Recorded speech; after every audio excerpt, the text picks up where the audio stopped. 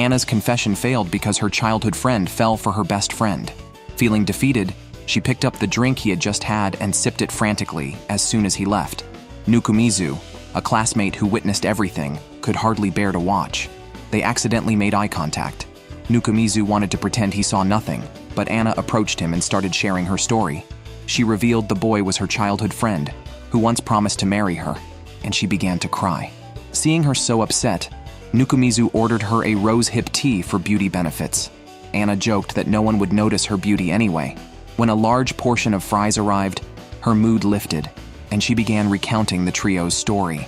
She had been close to her childhood friend for 12 years, only to be surpassed by a friend who had joined them a few months ago.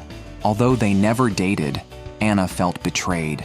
Listening, Nukumizu was speechless, especially when Anna nicknamed her friend Cowgirl and admitted she regretted not confessing her feelings earlier. She then grabbed the last fry, leaving none for Nukumizu. The next day, Nukumizu drank water from a faucet far from the classroom, preferring its taste and the distance. He was surprised to find someone still in his seat despite the late hour. He pretended to check the notice board, but noticed Anna and her friend Karen nearby. Karen, unaware of Anna's resentment, was affectionate, which only angered Anna more. Nukumizu approached and told Anna the teacher needed her help, giving her a chance to leave. Instead of comforting her, he reminded her that she still owed him for the fries. Anna and he had agreed to meet at the evacuation staircase during lunch break. Nukumizu listened to Anna's endless complaints there and wondered if they were really best friends. Unexpectedly, they encountered a clumsy teacher who fell flat, and they helped pick up the documents. By noon, Nukumizu and Anna reached the old building's evacuation stairs. Anna looked half dead as she mentioned that Karen invited her to sing karaoke after school as a trio, something she didn't want to endure, especially not their duets as a couple. Meanwhile, Nukumizu kept reminding Anna about the money she owed him. Anna, however, started talking about her childhood friend. Worried he and Karen had already crossed some lines, Nukumizu was still focused on getting his money back and even showed her the receipt from that day. Shocked by the price, Anna asked if she could repay him in another way, then turned around shyly, suggesting something she used to do that her childhood friend enjoyed. Surprised, Nukumizu thought she might offer something more personal, but Anna just wanted to make him lunch. Reluctantly, he agreed, and they decided to meet at the stairs for lunch every day. Back at his seat, Nukumizu was approached by a girl from another class. She introduced herself as Chika from the literary club, looking shy enough to be confessing, but she just wanted to discuss club activities. Since joining the literary club, Nukumizu hadn't participated in any activities. Now, the student council demanded no ghost members in clubs, so he had to start attending. The vice president, Tsukinoki, a senior, warned him not to touch the Dazai and Mishima books on the shelf and mentioned that their club was under scrutiny by the student council. After ensuring Nukumizu would visit more often, Tsukinoki left. Told not to touch, Nukumizu was naturally compelled to pull out a book, only to find it was a boys' love manga. Apart from yaoi comics, there were many popular series Nukumizu hadn't read. With Anna bringing him lunch, he could save on meal expenses and buy some books he wanted to read. While Nukumizu was deciding which book to buy, his sister came over to give him advice. She immediately asked if he had made any close friends at school and offered to make anime-themed lunchboxes to help him start conversations if he hadn't. Nukumizu told her that someone was already preparing his lunches, which shocked her as she thought he was secretly dating. She couldn't believe her brother, who had no friends, could have a girlfriend. She was relieved to learn that the lunches were paid for. The next day at noon, Nukumizu went to the evacuation stairs as planned. To his surprise, Anna hadn't prepared a proper lunchbox. Instead, she used a folded newspaper box with just a convenience store sandwich inside. Anna then added a piece of chicken from her own lunch in an attempt to make the 268 yen sandwich seem worth 1,000 yen. She then started talking about her own issues. Since her childhood friend got together with her best friend, she often received pitiful looks from classmates who thought she was dumped. Nukumizu was pondering how to comfort her when Anna stuffed a piece of omelet into his mouth, raising the lunch's value to 350 yen. After school, another classmate, Mitsuki, asked Nukumizu if he could borrow books from the literary club. Nukumizu said he would ask the senior first. As Mitsuki was leaving, his childhood friend Ramon invited him to grab some food, but Mitsuki had to go to a tutoring class. As he talked, another girl called him away. Once they left, Ramon immediately asked Nukumizu who the girl was. Learning she was Chihaya from Mitsuki's tutoring class, Ramon felt threatened. Anna, sensing a kindred spirit, came over to inquire and immediately took Ramon's side. In her view, girls were either childhood friends or sneaky cats. Ramon asked Anna what she thought of Mitsuki and Chihaya's relationship, and Anna confidently assured her they were just friends. It was noon again, and Anna looked half dead. She didn't want to go study at Karen's house, but if she didn't, Karen and her childhood friend would be alone together. Nukumizu didn't care about that. He just wanted to know what was in his lunch. Surprisingly, Anna handed him the lid of a lunchbox and then slammed it down on a box full of rice. She explained that she could only use one box, so she tried to stuff 2 servings into it. Despite her explanation, it was all rice, topped with just 2 slices of lemon. Still, Nukumizu was willing to value it at 400 yen. The next day at noon, Nukumizu didn't see Anna at the stairs, just her bag and a red scarf. He picked up the scarf and went upstairs, finding Anna at the edge of the rooftop. When she turned to greet him with a smile, Nukumizu couldn't help but approach. Anna excitedly pointed out that from here, they could overlook the entire playground and see Ramon sprinting. Ramon had won a championship at the county sports meet. As Anna marveled at Ramon's talent, tears spilled from her eyes, carried away by the wind. It was then that she truly realized she'd been dumped. But what of it? The world wouldn't stop for her feelings. Anna forced herself to look ahead. Nukumizu admitted he had never been dumped and didn't know the feeling. As they shared a smile, Nukumizu recalled a rumor that 70% of high school couples break up within a year, and almost all part ways after graduation. He told himself not to expect much from such fleeting relationships. Yet sometimes he couldn't help but wonder what it would be like to have such a youthful experience, to be the protagonist in a light novel, facing a tearful heroine. What would he think then? After Anna's story ended, it was Ramon's turn to take the stage. Having just finished running, Ramon took a sip of water just as her childhood friend Mitsuki passed by without even glancing at her. Meanwhile, Nukumizu was busy organizing sports equipment in the storage room, sweating profusely. Suddenly, Ramon burst in, eager to speak with him. It seemed almost like a confession, but Nukumizu, aware of his own situation, correctly guessed that Ramon wanted to ask about Mitsuki and whether he had borrowed a book from the literary club. If not, she offered to get the book for him. The astute Nukumizu immediately offered to help by arranging for Mitsuki to pick up the book on a day when Ramon didn't have club training, claiming that Ramon was just visiting the literary club. Impressed, Ramon called him a genius. Just as she was about to leave, an incident in the sports storage truly unfolded. The door locked behind them, and no one outside could hear their calls for help. On this hot summer day with temperatures reaching 35 degrees Celsius, being trapped could lead to heat stroke. Sure enough, Ramon began to show signs of delirium, speaking nonsense. Nukumizu quickly found a cooling spray in the storage, but to his surprise, Ramon lifted her shirt and asked him to spray her. Reluctantly, Nukumizu sprayed her, and when Ramon turned around requesting the front to be sprayed as well, thankfully she was wearing a sports bra. Nukumizu continued spraying until Ramon, overwhelmed by the coolness, fainted and fell into his arms, her face flushed. Nukumizu barely kept his composure, instinctively aiming the spray at Ramon's face. Still not fully conscious, Ramon tried to remove her sports bra, causing Nukumizu to quickly cover his eyes, mistaking him for a girl in her confused state. She then threw her sports bra away and grabbed Nukumizu's leftover mineral water. Nukumizu hurriedly took it back, but accidentally saw Ramon's bare upper body. They both fell, and just then, noises came from outside. Nukumizu quickly called for help. When the teacher opened the door, they saw a half-naked girl lying on a boy and promptly closed the door, but they still took Nukumizu and Ramon to the infirmary. The health teacher arranged for Nukumizu and Ramon to rest on the bed. Unexpectedly, Anna also came to visit. She brought him a lunchbox. Sensing the situation, the health teacher left and reminded them that they could use the room, which could be locked. Nukumizu and Anna did not explain much. Today's lunchbox from Anna contained omelet rice, which looked quite appealing. They shared it equally. Nukumizu still decided to pay her 400 yen. Then, Anna poured a creamy white sauce over the omelet rice, changing its texture. It turned out to be a special sauce from the Imperial Hotel, a family treasure. With this sauce, 400 yen seemed too little. Nukumizu tearfully added another 200 yen. The commotion attracted Ramon, who had recovered and forgotten the incident in the sports storage. Nukumizu, of course, did not tell her the truth. When Ramon noticed their omelet rice, Anna enthusiastically fed her a spoonful. Ramon was impressed by the taste. Nukumizu only cared that his 600 yen omelet rice was now 1 spoon less. Just then, Mitsuki came with gifts, specifically to see Ramon. Seeing Ramon so lively, she joked that she probably didn't need them. Ramon quickly said she felt too sick to eat, but Mitsuki pointed out rice stuck on her cheek, saying, "You can't eat with your cheek." Ramon was immediately embarrassed. Anna thought this child had potential. Then Chihaya came over, inviting Mitsuki to the study room after school. Mitsuki declined, saying she needed to go home early. They agreed to contact each other in the evening and then left. Ramon watched their interaction with mixed feelings. After school, Nukumizu went to the literary club to ask if Mitsuki could borrow a book.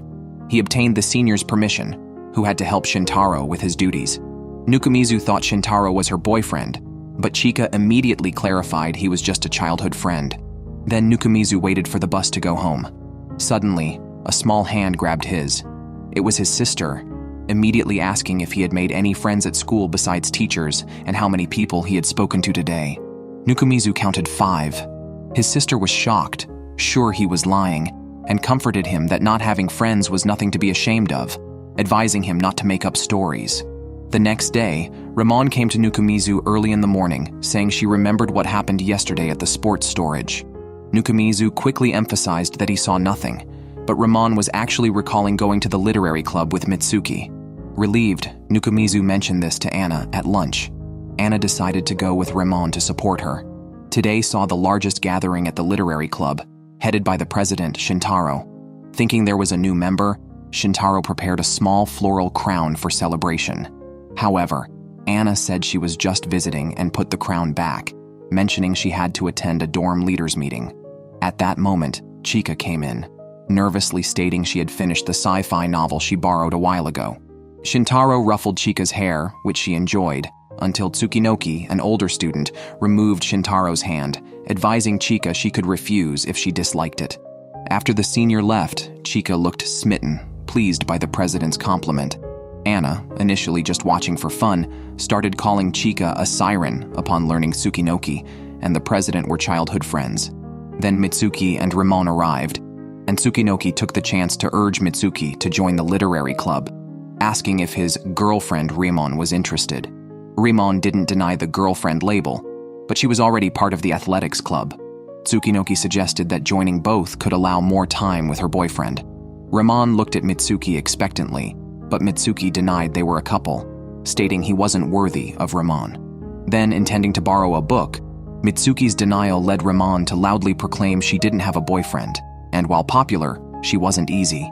Regretting her outburst, the atmosphere turned awkward. Tsukinoki, amused, joined in, having figured out their relationship. That's when Mitsuki revealed he already had a girlfriend, shocking everyone present. Unsurprisingly, his girlfriend was Chihaya. Witnessing another dramatic scene, Nukumizu didn't know what to say.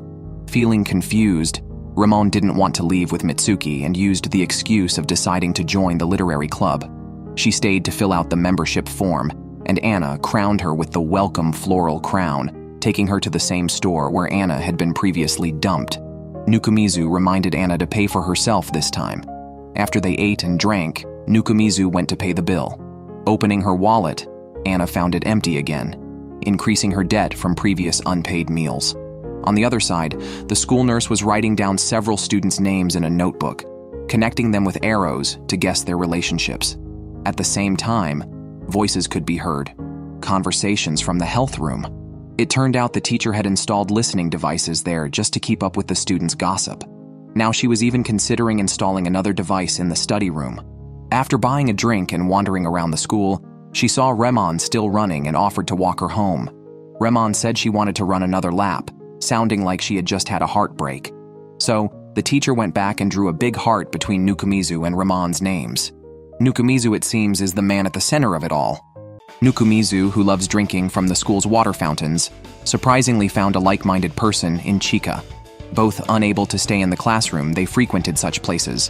When confronted, Chika defiantly claimed she was seriously studying the sinks while drinking. You think Nukumizu isn't?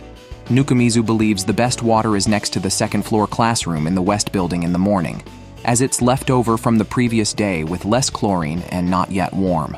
Chika mocked him, preferring the noon water when the temperature and chlorine content are higher, which she believes is easier on the stomach and helps get used to the chlorine smell. Shocked, Nukumizu realized she even eats in the bathroom. Just then, the club president passed by and called them for a meeting after school in the literature club, noticing Chika's admiring glance as he left. Only Nukumizu, Chika, and Senior Tsukinoki attended the meeting. The literature club had been criticized by the student council for not producing any written work, despite its supposed focus. The president suggested online submissions to save on printing and promotion costs, and announced a weekend retreat. However, Nukumizu and Chika, preferring to stay indoors on weekends, were reluctant until Senior Tsukinoki tempted them with the experience of a seclusion session like legendary writers. Excited, Chika agreed. They were to prepare their outlines before the weekend. Tsukinoki decided on a story about reincarnation into another world, starting with Mishima's ritual suicide, followed by Dazai's suicide into the Tamagawa aqueduct.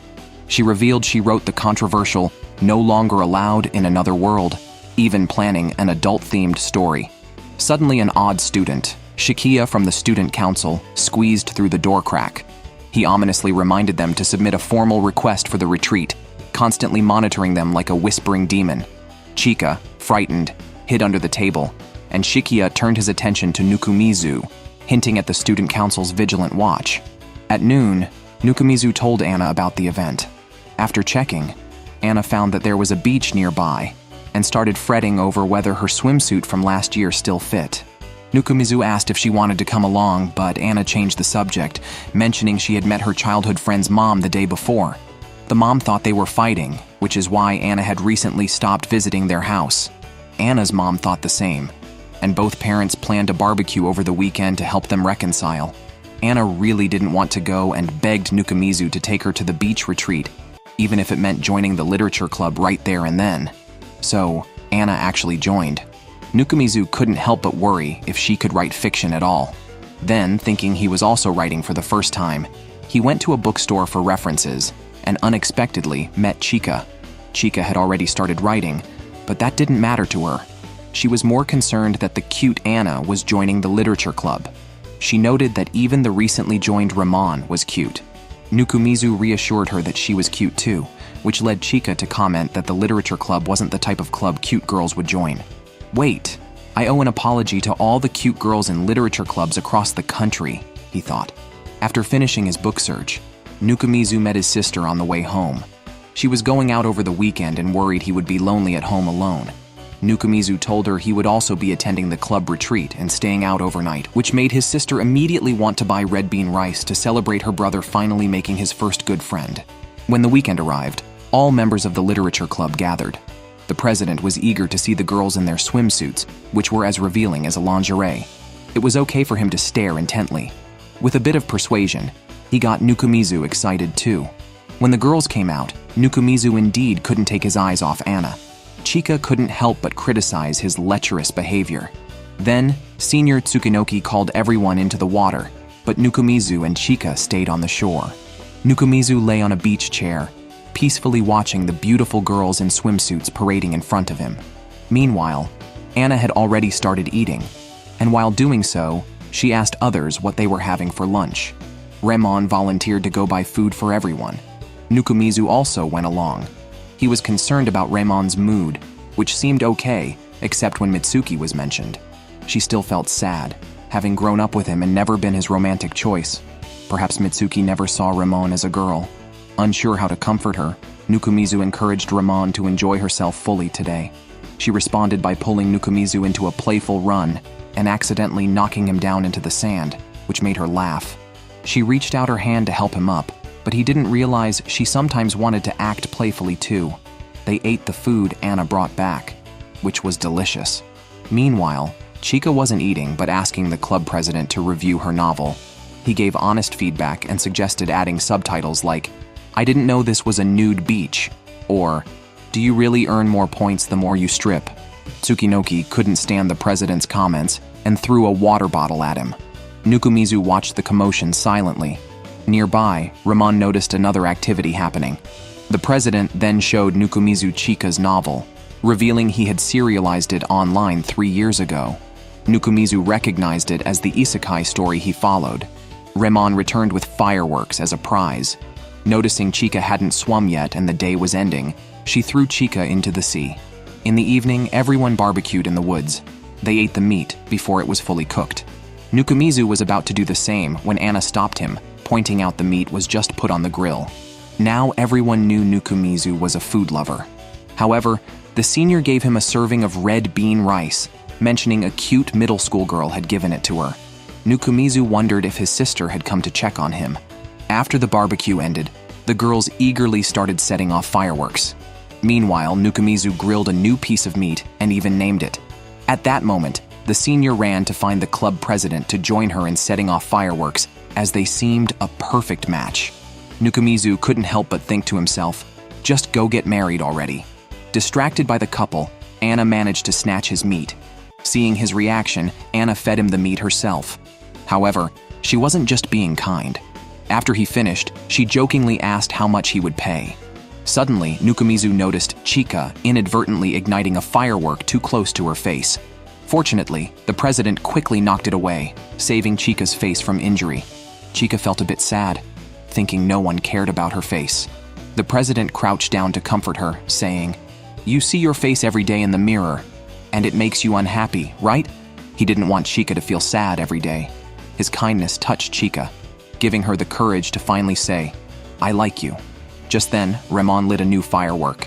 The president watched as Chika, in tears, confessed her feelings and asked him to date her.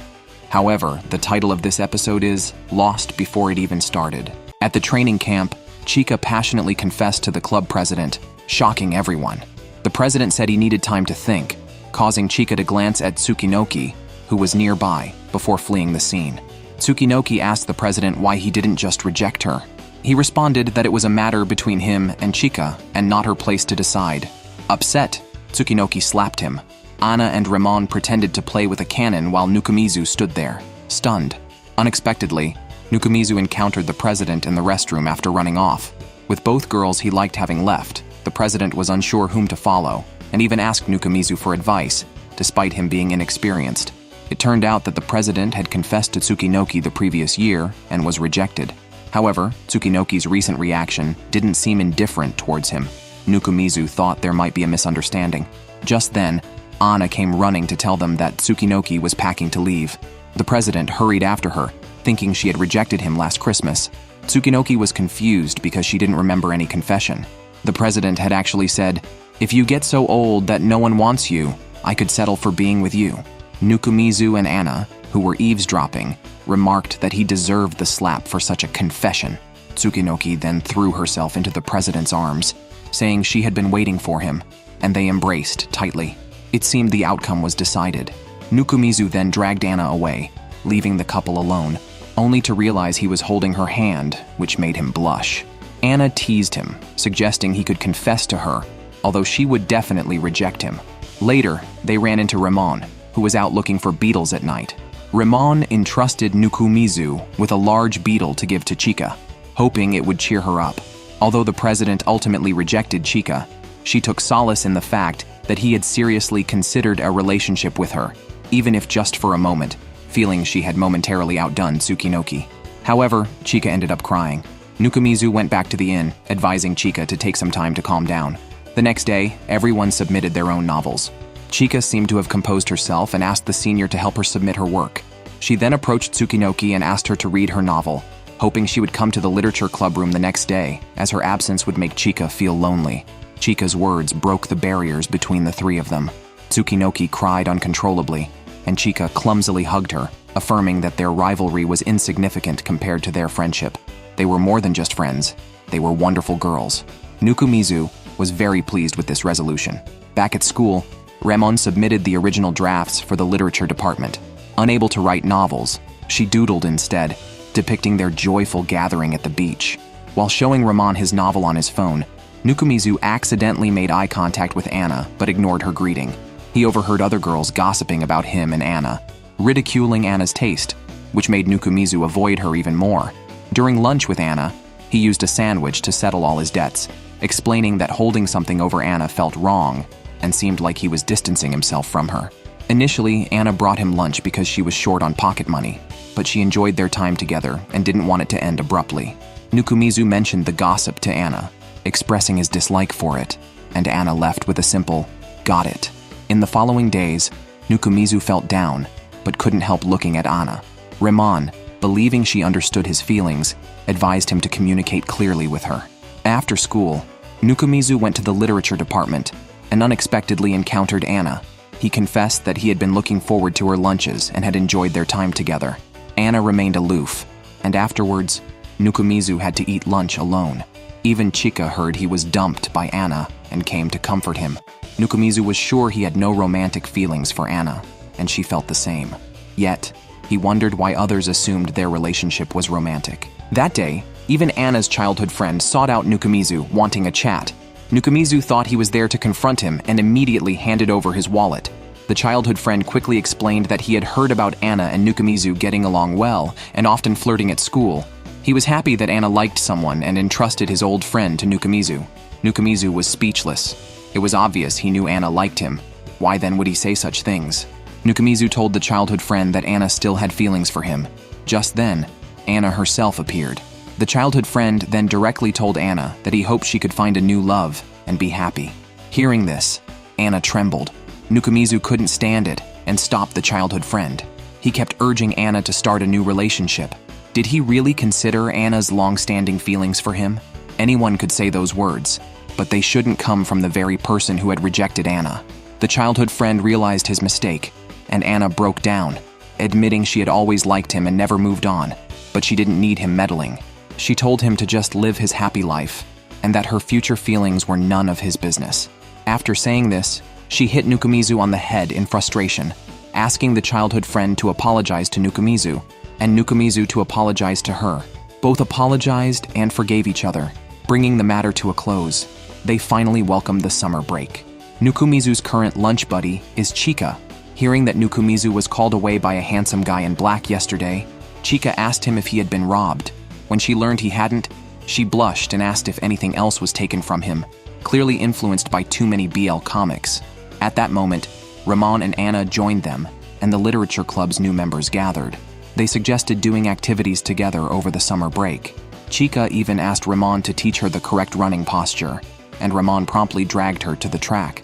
Anna felt a bit sentimental, reflecting on how just a few months ago, the four of them had nothing in common, yet now they had become close friends.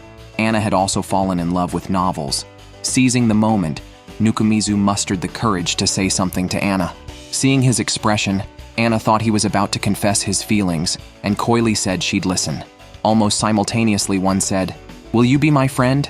And the other said, "Sorry, I only see you as a friend," which led to a humorous misunderstanding.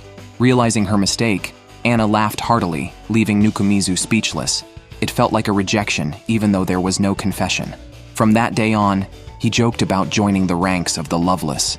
Nukumizu insisted he hadn't confessed, adding that if he were to confess, he'd need to be friends for 2 or 3 years first. Anna playfully twisted his words, suggesting he planned to propose in 3 years. However, asking to be friends was unnecessary. They were already friends. Anna then extended her fist towards Nukumizu, who bumped it with his own. Their connection would no longer need to end just because the debt was paid. Summer vacation was almost over when Nukumizu went to the bookstore to buy a long-awaited new book, titled, "May Those Who Call Me Flat-Chested Step in Dog Poop." He planned to enjoy it at home in the air-conditioned comfort. However, upon arriving home, his sister was panicking and speechless. While taking off his shoes, Nukumizu noticed a pair of women's shoes next to his. It turned out that Anna was visiting and had already helped herself to the curry his sister made. Her third serving, not her second. Anna had come to deliver plain noodles. Her father's paycheck this month was in the form of noodles, leaving their family with 300,000 yen worth of noodles they couldn't possibly finish. They had to distribute them among friends. After finishing the curry, Anna started eating pears, never stopping to talk. Meanwhile, his sister had turned on a tape recorder and notebook, starting to inquire about Anna's family background and even birth date, planning to arrange a meeting between the two families. At that moment, Nukumizu and Anna both received a message from the club president to attend a meeting at school. Upon arriving at school, Nukumizu tasted the tap water to see if it was different during the summer. He unexpectedly ran into Shikia, a senior from the student council, looking disheveled and sitting there. She said she wanted a drink but was too exhausted to get one herself. Nukumizu bought her a bottle, but she insisted that he feed her the drink. She even pulled him down to her level. Nukumizu complied, and the excess water dripped from her mouth down her chin and further south, some spilling onto her thigh. Nukumizu knelt, holding the bottle, shocking passers-by and further damaging his reputation. After drinking, Shikia regained her strength, confirmed the president and vice president were together, and left. When Nukumizu reached the literature club's room, it was filled with plain noodles. The president told them that the student council required all clubs to report their summer activities, so he planned to print the online novels they had written into books, like the one Tsukinoki was holding, titled, "Is it sadder for you to be alone in bed or for me to sleep alone?" Anna was very proactive, announcing she would write a sequel to the piece she started during the camp. Chika mentioned starting a new work. Nukumizu planned to revise and post the first chapter of his online novel, Amateur on First Love Street. After discussing their main topics, Tsukinoki asked if anyone could help organize books in the library. Nukumizu stayed behind because Anna was going to a junior high reunion, attended by her childhood friend and his girlfriend. Nukumizu was concerned about her possibly causing trouble there. Anna assured him not to worry, claiming she had changed after absorbing motivational talks and was on the verge of enlightenment. After seeing Anna off, Nukumizu ran into Mitsuki, who made a point of waving at him. Nukumizu noticed the bracelet on his wrist, which Mitsuki proudly displayed, saying it was a gift from his girlfriend Chihaya, who insisted he wear it all the time. Speechless, Nukumizu internally commented on this while organizing books. He asked Chika about her new work. She showed him her submission on a website already ranked 8th, with her score increasing each time the page refreshed. Chika was quite pleased with herself. Suddenly, she received a message from Ramon. The two had been in frequent online contact, and Chika occasionally joined Ramon for runs, though she didn't really want to. Chika was the type who couldn't say no when someone approached her with enthusiasm. Nukumizu, intrigued, commented on her personality being fitting for adult manga plots and encouraged her to share more, jokingly calling her a fan of girls' love stories. However, he offered to talk to Ramon if she truly didn't want to run. Chika quickly said it wasn't that bad, especially since Ramon would adjust to her pace and even carry her if she got tired. Nukumizu teasingly suggested they should just get together. Chika thought so too, and asked Nukumizu if Ramon had any brothers. Enthusiastic as always, Nukumizu agreed to ask. However, when he opened the door, he bumped into Ramon changing clothes. Ramon was annoyed by his reaction, not realizing he had been fully seen. They barely spoke before Ramon received a message and left quickly. Back home, Nukumizu's sister pressed him about his relationship with Anna, eager to meet the beautiful older sister again. Just after mentioning her, Anna messaged Nukumizu to invite him for afternoon tea. His sister was thrilled, declaring it must be a date. Nukumizu denied it verbally, though he thought the same. On the tram, his expression sharpened. As expected, Anna complained about the reunion, unable to accept seeing her crush with his girlfriend, acting like an old married couple. Her loud complaints scared the waitress. Today, Anna only ordered an ice cream soda, sparing Nukumizu's wallet, jokingly blaming it on eating too plain recently and gaining weight. As Anna argued and picked photos, she noticed one that accidentally captured Nukumizu's hand. She thought posting it on social media might distract her childhood friend. Before she could take the photo, she saw Mitsuki with Ramon across the cafe. Nukumizu and she quickly ducked to avoid being seen. Wondering if Mitsuki was cheating, they chased after them, but the pair had disappeared. Nukumizu didn't dwell on it and was about to leave when he felt someone watching. It was Mitsuki's girlfriend, Chihaya, clearly dressed to catch a cheater. She asked if they had seen Mitsuki and Ramon. Nukumizu denied it, but Chihaya saw through the lie and suggested they talk elsewhere. So they went to Nukumizu's room, where a large tapestry poster was hanging. It depicted two scantily clad magical girls clinging tightly to each other. Nukumizu indeed had such tastes. Thankfully, his sister helped explain, preventing further damage to his reputation. The three finally got down to business. Chihaya immediately expressed her suspicion that Mitsuki was cheating and hoped Nukumizu and Anna could help her. She knew Ramon, Mitsuki's childhood friend, liked Mitsuki and wasn't trying to force anything. She just wanted Mitsuki to be happy. She even thought that Mitsuki and Ramon seemed more compatible. If Mitsuki truly liked Ramon, she was willing to step aside. Outside, the sister looked lonely, feeling her brother growing distant. The girl next to her patted her head, suggesting she could be her wife. Anna, hearing Chihaya's story, surprisingly agreed to help the cheater, but it was also to protect Ramon. After all, if something happened, only their circle of friends could protect or reprimand her. Nukumizu and Anna accompanied Chihaya to the mall to find Mitsuki and Ramon, located via GPS. As they talked, Mitsuki arrived and bought an ice cream for Ramon. They seemed to enjoy each other's company, which upset Chihaya, and she ran off. Nukumizu quickly followed her. Chihaya's initial attraction to Mitsuki was because they shared the same dream of working with books.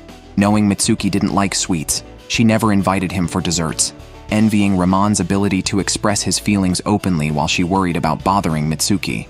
Nukumizu reassured her that Mitsuki wouldn't be upset over such a small matter, changing her perception of him. Just as he finished speaking, Mitsuki walked in. Instinctively, Chihaya pulled Nukumizu into a changing room to hide and peeked out to observe. However, Mitsuki discovered them, lifted the curtain, and was puzzled to see them together. Chihaya immediately pointed at Nukumizu, indicating he would explain the situation, while the letters on Nukumizu's chest explained everything. Nukumizu and Chihaya, who came to catch a cheater, ended up being caught by Mitsuki. Mitsuki took Nukumizu aside, ready to face the truth, and urged him to just speak openly. However, Nukumizu turned the tables, asking Mitsuki to confess why he was with Ramon. Blushing, Mitsuki admitted he was seeking advice on romance from Ramon, as it was his first relationship, and he was anxious not to upset his girlfriend. He thought Ramon, being popular, would understand girls well.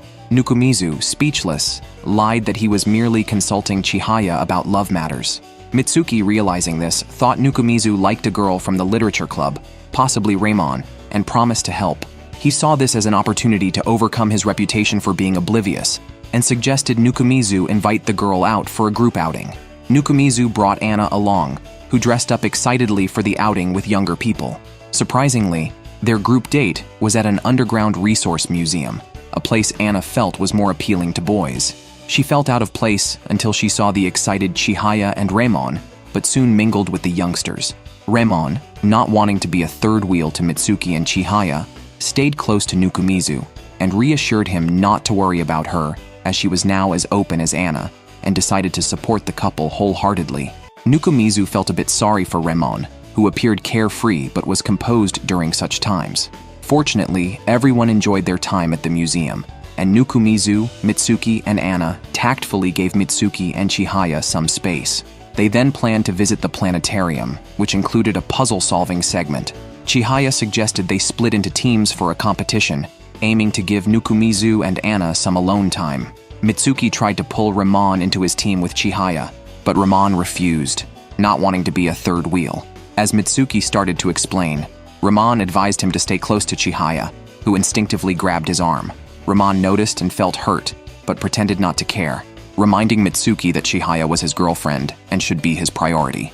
Mitsuki quickly agreed.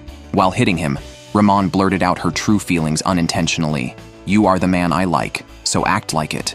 Nukumizu agreed internally, but was shocked when he realized what had been said.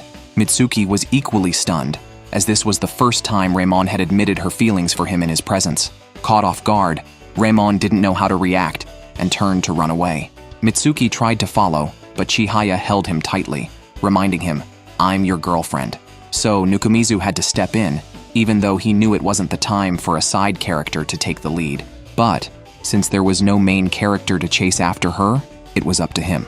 Nukumizu found Ramon at the bus stop, preparing to take the bus home. Unsure of what to say, he just sat with her and tried to make conversation by asking how her club's newsletter was going. Somewhat speechless, Ramon replied that it wasn't the time for jokes, but answered his question anyway.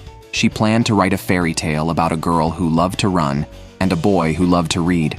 They grew closer as the boy shared many stories from books.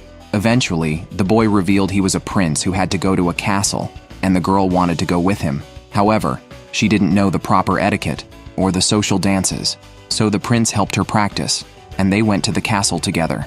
A happy ending, very different from reality. After that day, Nukumizu lost contact with Ramon. That night, he was called out by Chihaya, who felt guilty about holding on to Mitsuki earlier.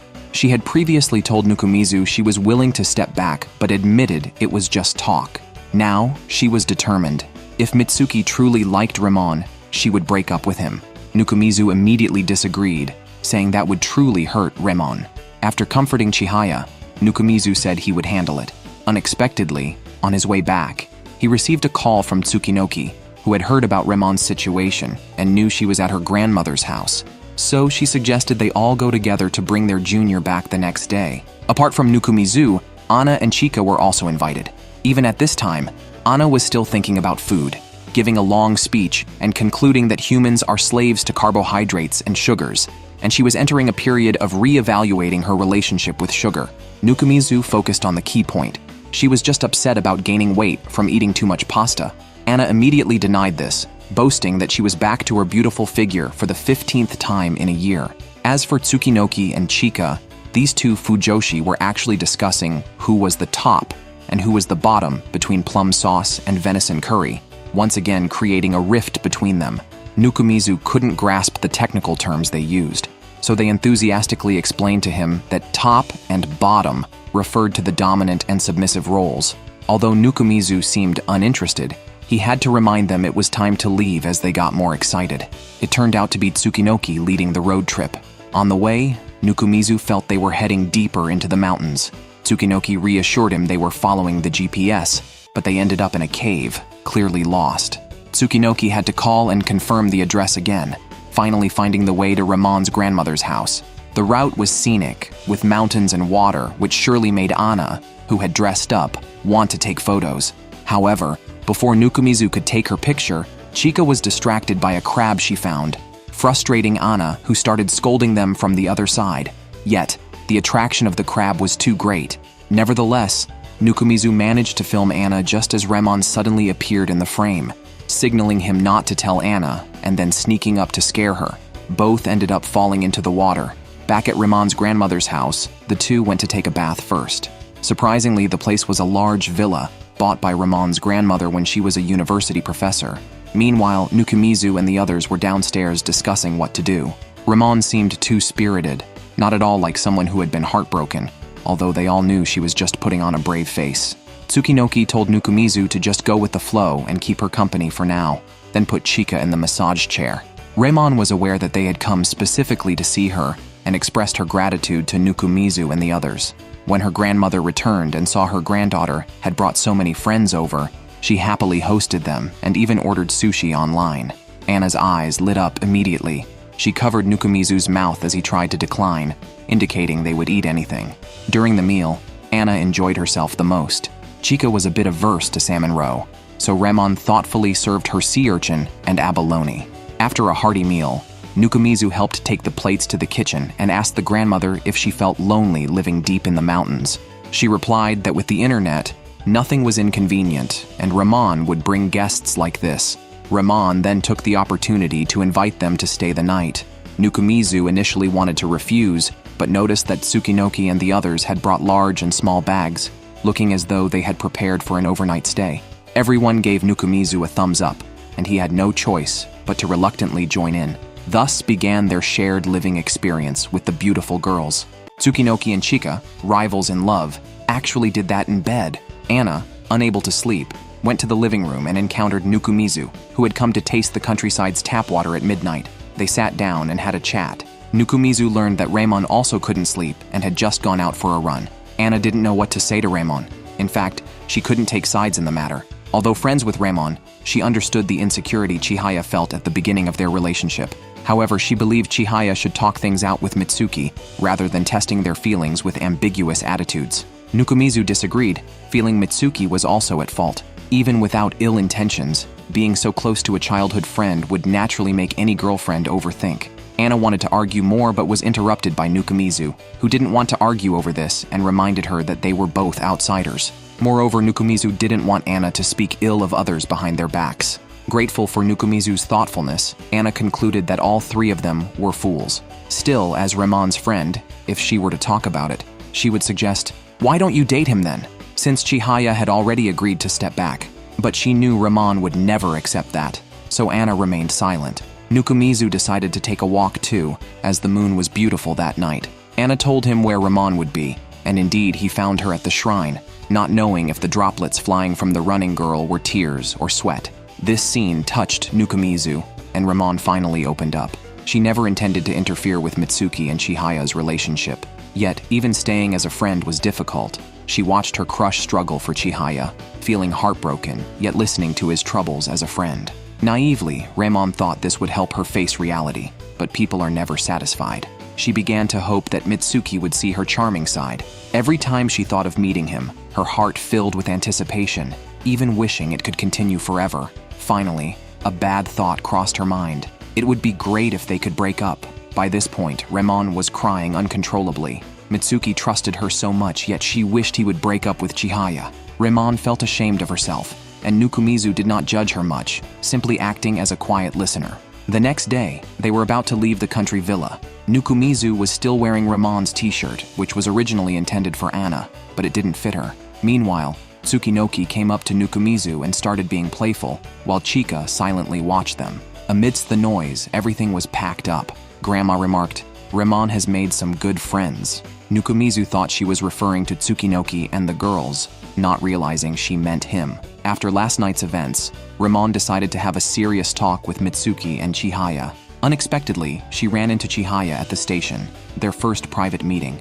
Chihaya opened the conversation, wanting to better understand Ramon, who felt the same. Just as the bus arrived, Chihaya suddenly went back and threw the GPS into a trash can, deciding never to use it again. Back home, Nukumizu met Ramon at the bookstore, learning that she was about to meet Mitsuki. She wasn't dressed as cutely as before because she didn't need to anymore. Nukumizu then drove Ramon to school, where it was completely dark. Mitsuki was already waiting there, at the place where they first met as children. Later, Ramon clung to Mitsuki, always asking him to tell her stories, and he enjoyed it. They continued this way year after year until 8th grade, when Ramon expressed her desire to attend a prestigious high school. Everyone thought she was daydreaming since her grades were not good, but Mitsuki didn't mock her. Ramon had told him that her family consisted of scholars and lawyers, and she was the only one who wasn't academically inclined. She was very conscious of this, but there was another reason. She wanted to go to the same school as Mitsuki. It was now Mitsuki's turn to be honest, and he felt the same as Ramon at that time. At that time, he was completely unaware of his own feelings, only noticing that Ramon was becoming increasingly dazzling. Surrounded by many friends, she seemed to be drifting further away from him. Eventually, Ramon became certain that Mitsuki had liked her too. Mitsuki did not deny it, but unfortunately, he had been completely clueless about such matters before. It was only after dating Chihaya that he realized what it felt like to like someone and be liked in return. Even though they could no longer be together, Ramon felt sufficiently happy. They opened up to each other, and Ramon could calmly ask Mitsuki what he liked about Chihaya. Mitsuki shared that he wanted to work with books in the future, go to a university in Tokyo, and spend 4 years improving himself, which Chihaya also wanted. At that moment, Ramon clearly recognized that they were not from the same world, but at least for now, she and Mitsuki were looking at the same night sky. Outside the school, Nukumizu, bored, started browsing various cat photos, preparing an excuse about a cat entering the school if discovered. Just then, he bumped into Mitsuki. Mitsuki mentioned that Ramon wanted some time to calm down after their lengthy conversation. Mitsuki also found out that Nukumizu's declaration of liking Anna was a spur-of-the-moment lie, impressed by the rare depth of friendship. Nukumizu didn't consider himself and Ramon friends, but Mitsuki pointed out that they had naturally become friends too, which made Nukumizu realize, are we friends? That's quite hurtful. Just then, Ramon returned, and Mitsuki asked Nukumizu to drive her home. However, highly emotionally intelligent, Nukumizu took the initiative to ask Mitsuki to take Ramon home instead, claiming he had other matters to attend to, and then he left. Naturally, Mitsuki agreed. On their way back, Ramon formally told Mitsuki, "I like you," wanting to be willful for the first and last time, quietly reaching out and hooking her little finger around his. Mitsuki did not refuse. The school year began in a flash. Early in the morning, the younger sister rushed out to see her brother off. On his way, Nukumizu encountered Chihaya, and knowing they had already talked things through, he jokingly asked if she had also installed a GPS on Ramon. Chihaya deftly changed the subject. At that moment, Ramon and Mitsuki arrived. It was surprising how close Ramon and Chihaya had become, especially since Ramon had shared all of Mitsuki's embarrassing past with Chihaya. It's tricky when your girlfriend becomes friends with your childhood friend. Meanwhile, Nukumizu still met with Anna at the same staircase at noon. Anna was venting again about the photos she had posted on social media. Now her friends thought she had a boyfriend and insisted she bring him to the next gathering. With no other choice, Anna decided she'd have to find someone to pretend. A secret hope flickered in Nukumizu's heart, ready to offer help. But then Anna asked, "Can I borrow Mitsuki for a bit?" Citing Mitsuki's good looks and academic prowess, she remarked he'd be perfect for playing the role of a boyfriend. Nukumizu couldn't help but smile in relief and suggested, "You should find a real boyfriend instead." Zombies appeared at Nukumizu's school. Nukumizu was trying the water from a new tap when Chika suddenly pulled him away. As soon as they opened the door to the literature club room, a shaky humanoid creature walked out, which scared them into closing the door immediately. However, Chika got pulled inside. A scream was heard a second later. It turned out to be Senior Shikia trying on a festival costume. She then pulled out an incomplete application form for the literature club from her bosom. She was about to inform Chika, but Chika ran away since she's socially anxious. Moreover, the president and vice president are graduating, and most of the club's festival activities are now Chika's responsibility because the president wants her to succeed him. Nukumizu is set to succeed Tsukinoki, assisting Chika. Nukumizu didn't refuse, showing the seniors' concern for Chika. Tsukinoki even considered repeating a year to help Chika gain confidence by stepping back during the festival. Tsukinoki kept giving Nukumizu various instructions, making it seem like she was talking about her partner. That night, Nukumizu struggled with how to write the application form, while his sister joyfully shared her chat with Anna, using Nukumizu's account to play matchmaker. She even arranged a meeting between Nukumizu and Anna at the stairway the next noon. When they met, Anna complained about her childhood friend and rival since their class needed uniform costumes for their act. Karen started undressing right there, prompting the coordinator to expel people. The childhood friend commented, "Sorry, I'm just too used to this," suggesting their usual intimacy. To comfort Anna, Nukumizu reluctantly shared the lunch his sister had prepared for him. Anna did not hesitate to accept, and during this, Nukumizu asked if she had any ideas for the literature club's activities. Hearing how hard Chika was working to make it a success, Anna remarked, "That's girls for you." After this event, the president and senior Tsukinoki will step down. Even if they aren't in love, they at least want to give their crushes a grand send-off. Of course, they will also support Chika well. They have thought of many event plans, such as selling meals. Nukumizu is not surprised at all. But what does selling food have to do with their literature club? Anna forcefully argues that they could just theme the literature club's presentation around food. So, the trio went out to gather materials over the weekend. Chika feels like a third wheel, thinking Nukumizu and Anna are dating. Nukumizu immediately denies it and wonders why Chika would think that. It turns out it's because they spend a lot of time together. Nukumizu describes Anna as an otter, a cute creature that can eat more than 20% of its body weight in food daily. Cute and a big eater, but that doesn't mean you'd fall in love with an otter, right? He implies that to him, Anna is just like an otter. Next, they enter a dessert shop. Chika, short on money, doesn't buy anything. Nukumizu shares his portion with her, which annoys Anna, accusing him of having double standards. The next day, Nukumizu and Chika organize the discussion results into a booklet. They intentionally did not include Anna in the discussions. Although they can't say this outright, Nukumizu tells Anna he has another task for her, something only she can handle. She gets excited when Nukumizu suggests she be a consulting advisor. Their final theme is food and literature, highlighting writers' favorite foods or foods mentioned in books. This might involve publishing old recipes or photos of recreated dishes. When Anna hears it's only photos and not real dishes, she panics and starts arguing seriously. She hopes they can sell beef pots at the event. Eventually, they compromise and choose to bake pastries, even borrowing the cooking club's classroom. Surprisingly, Chika turns out to be quite good at making pastries. After resolving the food issue, the next concern was how to link it with the exhibition theme. Suddenly, Chika looked out the window and sensed Remon's presence. The next second, Remon really showed up and started fussing over Chika, feeling guilty for not being able to help. Then Anna brought up a serious issue. Their literature club still lacked an advisor, as the previous one had resigned for some reasons. Without a teacher, they couldn't apply for club activities, so Tsukinoki asked Anna to find one. They wanted someone familiar, so Nukumizu and Raymon went straight to their homeroom teacher. Upon hearing they needed to discuss something, the homeroom teacher immediately directed them to the health teacher. Knowing her interests well, Nukumizu and Raymon quickly explained they wanted her to be the advisor for the literature club. The homeroom teacher was interested, but was already the advisor for the table tennis club. However, she offered to help them find another teacher. Over the weekend, Nukumizu and his sister went to a roadside rest area, which had many dessert and food stands. He wanted to find inspiration, like the fact that Natsume Soseki was known to enjoy peanuts, both shelled and sugar-coated. Nukumizu found this too complicated, but his sister took on the challenge. Later that evening, Nukumizu shared this with Chika, who then took over the research and display preparation. After a few busy days, they held another discussion meeting. They formally decided on gastronomy in literature as the theme, introducing foods related to famous writers and books, accompanied by related pastries with simple explanations, either for sale or for free distribution to children. The display was divided into 4 sections, each with a stamp station. Chika was in charge of research and display. Nukumizu handled the pastries and venue setup. Now, all that was left was to secure an advisor.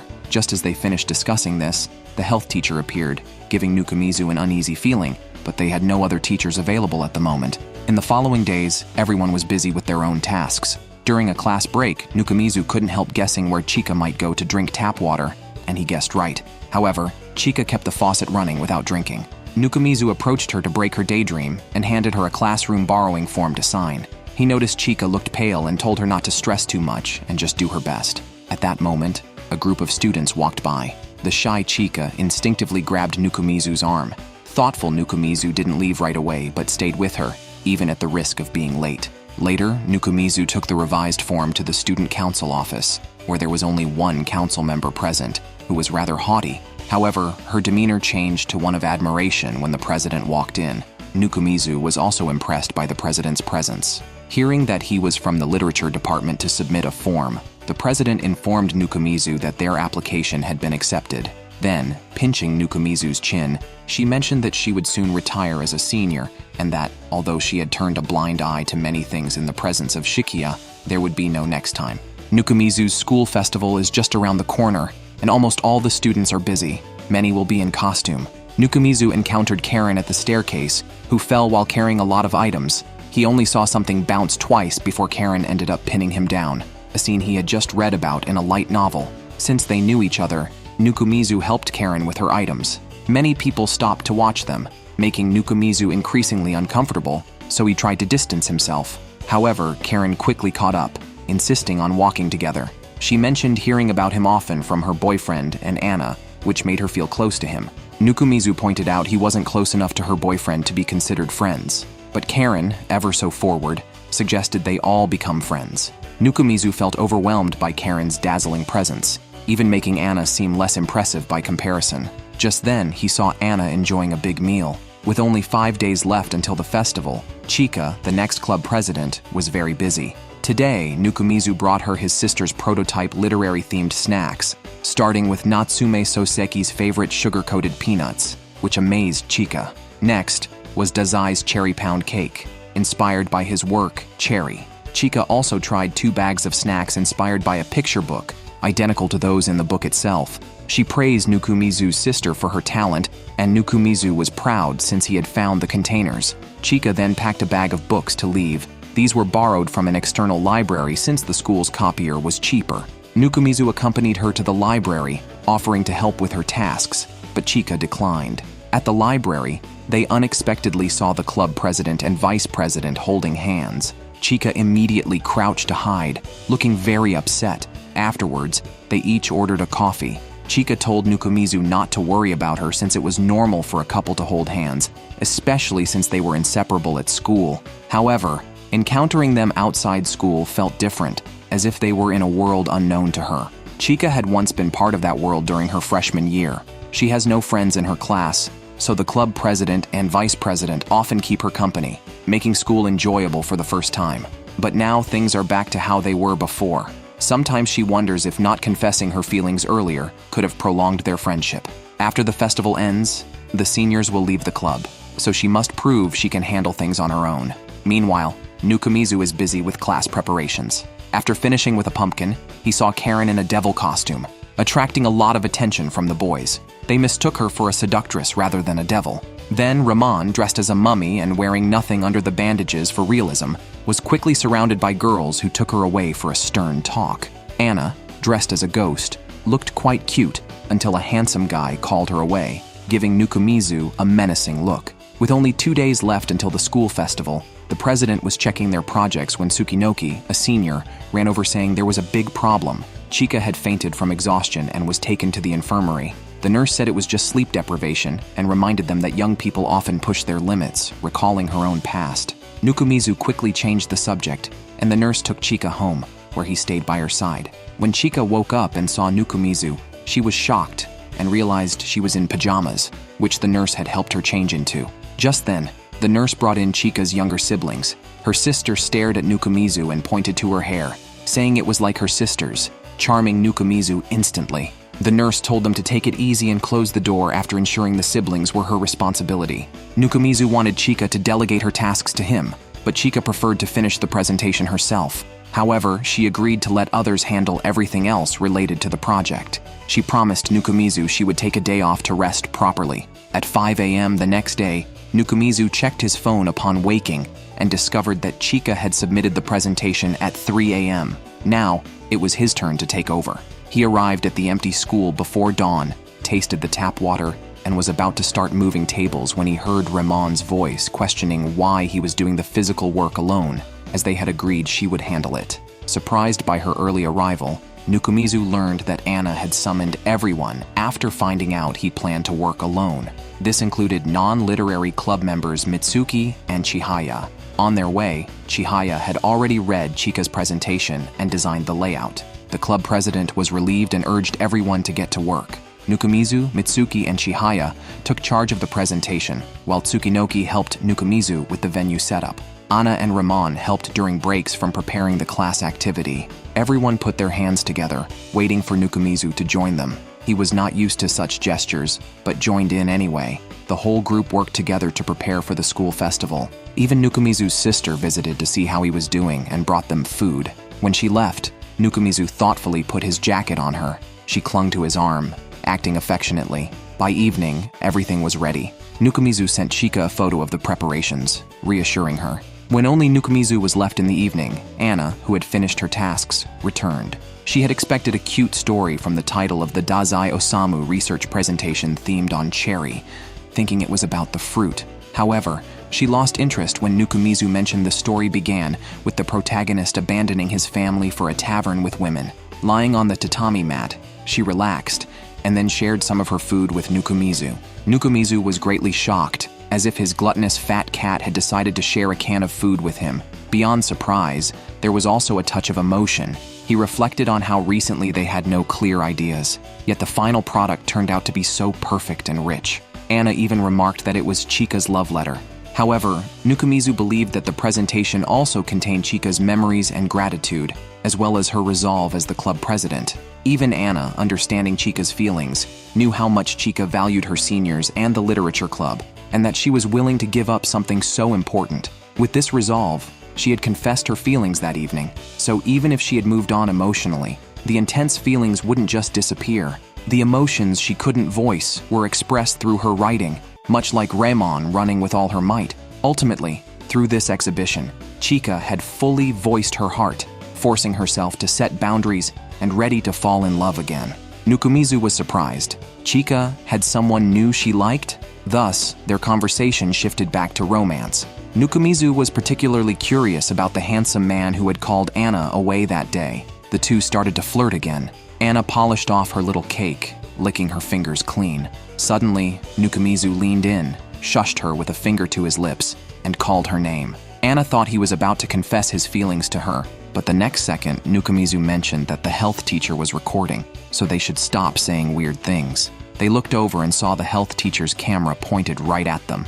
Chika has just recovered from a serious illness. Surprisingly, her senior Tsukinoki personally came to pick her up for school and even played their favorite BL radio drama in the car, which was filled with heart-wrenching screams. Today, the school felt like a Halloween celebration, with even the student council members dressing up in various costumes. Upon entering the student council office, Nukumizu saw senior Shikiya getting handsy with a tsundere junior, almost making him think he entered the wrong room. The tsundere junior, reminded by her senior, embarrassingly added a meow at the end of her sentence. Nukumizu was not only ungrateful, but also criticized what they were showing him. When he got back, he found Chika had already arrived and was very pleased with the venue, blushing as she thanked Nukumizu. He modestly credited everyone else, though he hinted that Chika could praise him if she wished. In the morning, since everyone else was busy, only the two of them manned the literature club. Many outsiders were expected at this campus festival. As the student council president's speech ended on the radio, the festival officially started.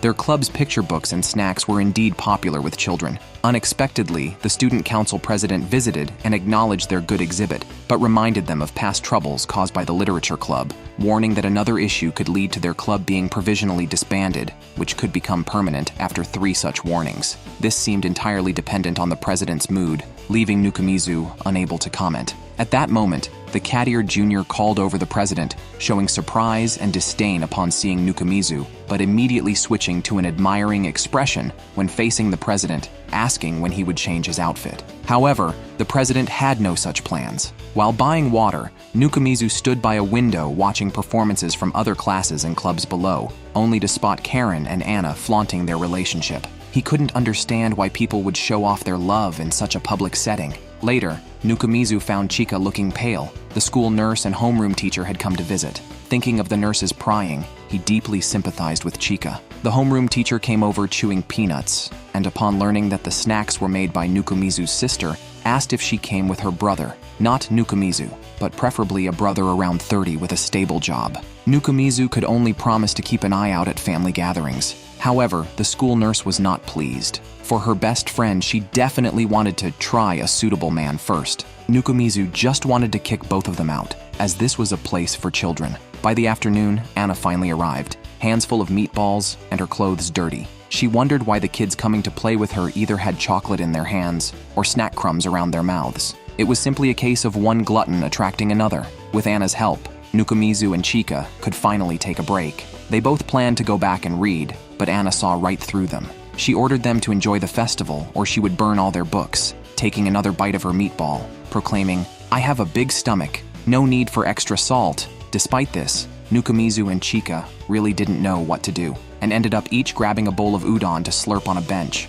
Noticing a couple sharing a chocolate bar in front of them, Nukumizu felt uncomfortable, thinking others might see him and Chika as a couple too. So he asked Chika to call him brother, which made her choke. This reassured Nukumizu, as her reaction likely meant no one would mistake them for a couple. Yet, he choked on his food too. Karma. Later, they met Chika in the shooting gallery, where Nukumizu won a big prize with one shot using bullets made by Chika. Aluminum cans stood no chance. He introduced Chika to Chika, who immediately grabbed the other Chika's hand, praising her excellent presentation and showing even more interest upon hearing she was a Fujoshi. Chika struggled desperately, shouting, "It's not me, don't come over!" After leaving the shooting gallery, it felt like she had narrowly escaped death. She found the campus festival unbearable to continue. Nukumizu went alone to the stadium to find Remon. The track team had set up some challenges, one of which was a barrier-free 100-meter race against Miss Athletic Mask, who was Remon. Unexpectedly, someone actually challenged her,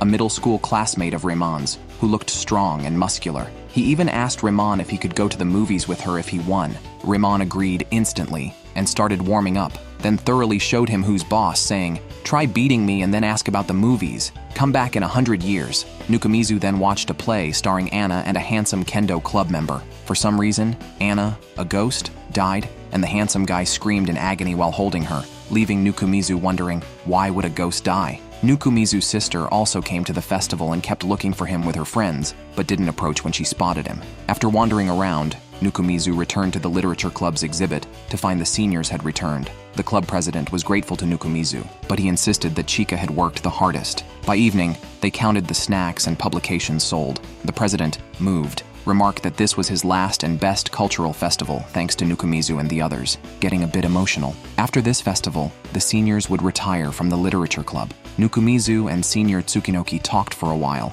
telling her about Chika's anxiety about becoming the club president, hoping the seniors could stay longer to help her. Tsukinoki said it was his duty as the next vice president, and no one else but him could stay by the kids' side. Although Nukumizu didn't feel so, Chika actually relied on him a lot. Nukumizu mentioned that Chika is reluctant to depend on others for important matters, accepting only the seniors. Realizing that the president had not returned yet, likely spending time alone with Chika, Nukumizu sensed Tsukinoki's mood and offered her a stick of candy cigarette. Tsukinoki was honest. Before Chika confessed, she already knew that Chika liked the club president but thought Chika wouldn't act on it. If Chika hadn't mustered the courage that night at the retreat, their misunderstanding wouldn't have been cleared. The outcome might have been different now. Later, Nukumizu returned to the activity room to find only Chika there. The president had already left. Chika couldn't help but pour out her feelings to Nukumizu. She was truly happy to have joined the literature club and was grateful to the seniors, but she would see the president less and less. The thought of his fading presence in her heart saddened her. Nukumizu comforted her, saying that some things fade with time. Chika felt relieved after sharing her feelings today. She hadn't confessed again, but had asked the president if he had ever liked her, if it weren't for Senior Tsukinoki. Chika only said that his response was gentle, accepting all her flaws and taking care of her despite them. Feeling fortunate to have fallen for the president, Chika felt lucky.